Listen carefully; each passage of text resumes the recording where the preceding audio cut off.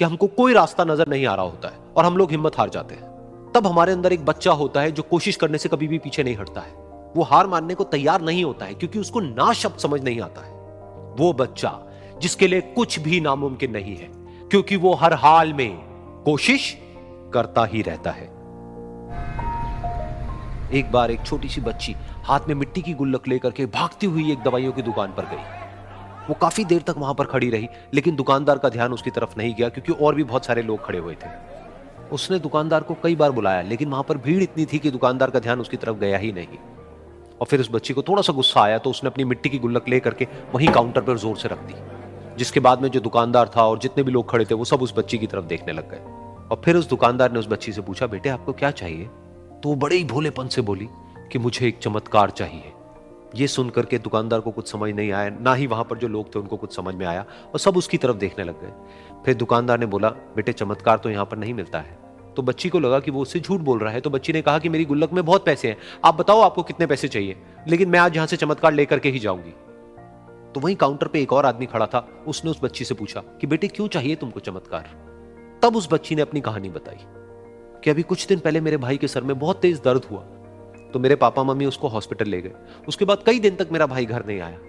तो मैंने कई बार अपने पापा से पूछा, लेकिन उन्होंने मुझे कुछ नहीं बताया। उन्होंने बार बार यही कहा कि वो आ जाएगा, वो कल आ जाएगा, वो कल आ जाएगा, लेकिन वो आ ही नहीं रहा था। तो मैंने देखा कि मम्मी रो रही है और पापा मम्मी को कह रहे थे कि उसकी दवाइयों के लिए और उसके इलाज के लिए जितने पैसे चाहिए उतने मेरे पास में नहीं है, अब उसको कोई चमत्कार ही बचा सकता है। तब मुझे लगा कि अगर मेरे पापा के पास में इतने पैसे नहीं भी हैं तो क्या हुआ, मेरे पास में तो है। तो मैंने जितने भी पैसे जोड़ रखे हैं वो सारे लेकर के मैं इस दवाई की दुकान पर आई। फिर उस आदमी ने उस बच्ची से पूछा, कितने पैसे हैं तुम्हारे पास में? ये सुनते ही उस बच्ची ने अपनी गुल्लक उठाई, जमीन पर फेंकी और तोड़ दी और पैसे गिनने लग गई।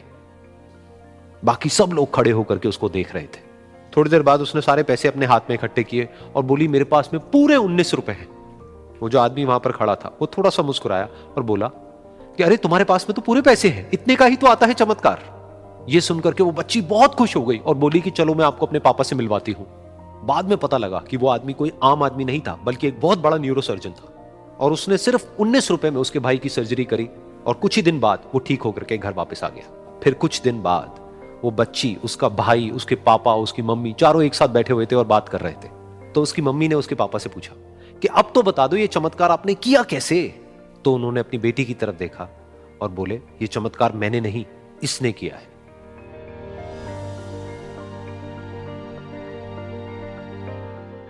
तो यहां पर एक बहुत बड़ी बात है जो हम उस छोटी सी बच्ची से सीख सकते हैं कि जिंदगी में कभी कभी ऐसा होता है कि हमको कोई रास्ता नजर नहीं आ रहा होता है और हम लोग हिम्मत हार जाते हैं। तब हमारे अंदर एक बच्चा होता है जो कोशिश करने से कभी भी पीछे नहीं हटता है। वो हार मानने को तैयार नहीं होता है क्योंकि उसको ना शब्द समझ नहीं आता है। वो बच्चा जिसके लिए कुछ भी नामुमकिन नहीं है, क्योंकि वो हर हाल में कोशिश करता ही रहता है। कहते हैं कि खाली हाथ आए थे खाली हाथ जाओगे, गलत बोलते हैं।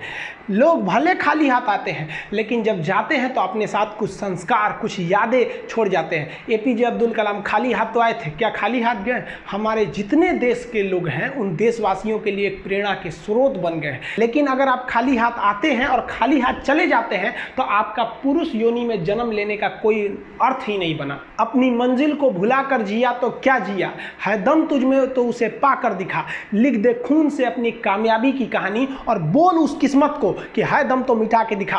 इसलिए कभी किस्मत को मत कोसिएगा, अपने हौसले से अपनी कहानी लिखिएगा। पसीने की स्याही से जो लिखते हैं अपने हौसले के इरादे, उनके मुकद्दर के पन्ने कभी कोरे नहीं होते। देखिए, शिक्षक और सड़क ऐसी चीज है जो खुद तो अपने जगह पे रहती है और दूसरों को मंजिल तक पहुंचा देती है। ये सबसे हो जाती है, लेकिन दोबारा गलती नहीं होना चाहिए। जब भी किसी की आलोचना करिए तो उसमें एक छोटी सी प्रशंसा जोड़कर ही उस आलोचना को खत्म कीजिए कि शुरुआत तो डांटने से किए थे, बाद में उसका हौसला बढ़ा के हंसी मजाक में उसे निकाल दीजिए, बीच बीच में उसे फिर एहसास दिलाइए, लेकिन बार बार कमियों को नहीं गिनाना चाहिए। महाभारत देखिएगा, महाभारत में जो कृष्ण भगवान थे वो कौरवों के बीच गए संदेशा लेके, आखिरी संदेशा, वहां पे भी उनकी भाषा देखिएगा। आप महाभारत अगर सीरीज देखिए तो भाषा देखिएगा, दुश्मन से भी इस तरह से बात कर रहे थे जैसे लगता था गुरु जी से बात कर रहे हैं। ये भाषा की मर्यादा। लेकिन आज ये वही श्याम की धरती है, ये वही पुरुषोत्तम राम की धरती है जहां लोग तहजीब भूल गए कि बात करना कैसा चाहिए। ये वही पुरुषोत्तम राम थे जिनके अपने भाई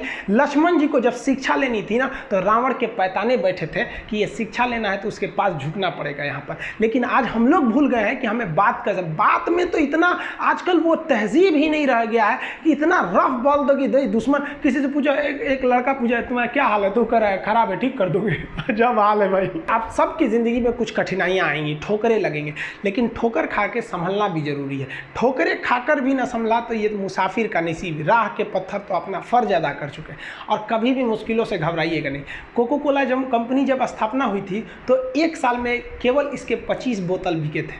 कंपनी का दिमाग हिल गया था। लेकिन आज के समय में दुनिया में हर जगह कोको कोला बिकता है और इसने तो फिजिक्स को उल्टा कर दिया।